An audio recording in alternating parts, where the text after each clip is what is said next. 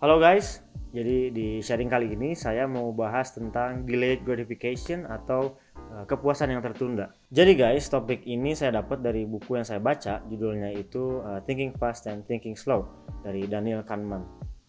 Intinya gini guys, orang yang mampu mendelay instant gratification atau menunda kepuasan instan itu punya kecenderungan hidup yang lebih baik di masa depan guys.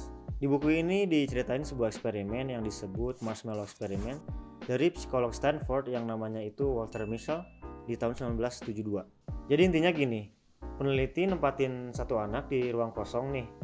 Tapi sebelumnya peneliti nyiapin satu marshmallow di satu ruangan itu di mana anak itu dikasih tahu bahwa mereka bisa ngambil satu marshmallow ini. Tapi kalau mereka mau nunggu selama 15 menit lebih lama, itu mereka akan dikasih 2 marshmallow guys. Jadi intinya gini, kalau mereka nggak mau nunggu cuma dapat 1 marshmallow, kalau mau nunggu dapat 2 guys. Jadi rewardnya lebih besar.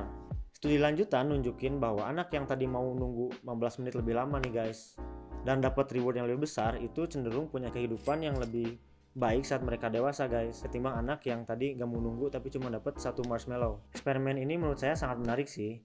Saya coba ambil perumpamaan ya dari kehidupan sehari-hari kita nih. Contoh, saya dapat 20 juta hari ini, saya bisa spend uang tadi untuk beli iPhone baru nih misalnya, yang mana sebenarnya HP saya itu masih bagus, jadi hanya untuk muasin keinginan sesaat atau untuk gengsi lah misalnya.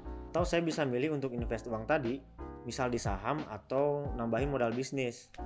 Bayangin misalnya selama kita nunggu setahun nih guys, uang yang tadinya 20 juta itu jadi 22 juta guys. Kebayangkan lebih untung mana?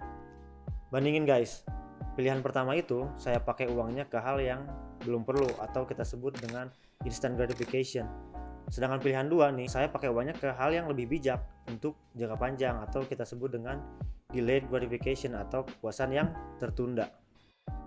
Ini mungkin cuma contoh skala kecil guys. Intinya adalah kalau kita mau nunda kepuasan instan atau mau lebih sabar nunggu untuk hal yang lebih baik atau lebih menguntungkan di masa depan, studi yang tadi saya bahas nunjukin bahwa pada akhirnya kita akan cenderung lebih sukses guys. Menarik kan? Anyway guys, sebenarnya faktor yang mendorong kita untuk jadi sukses itu nggak cuma kemampuan kita untuk delay gratification sih, karena ada faktor lain banyak sih. Contoh, misal akses kita terhadap modal, ada support orang sekitar, ada juga kemampuan kita untuk kerja keras, relasi, dan masih banyak lagi sih sebenarnya. Nah sebenarnya ini cuma salah satu dari sekian banyak topik yang dibahas di buku ini sih. Tanggapan kalian gimana guys? Nah sebagai penutup guys, jangan lupa untuk improve diri kita setiap hari meskipun kecil, and see you later.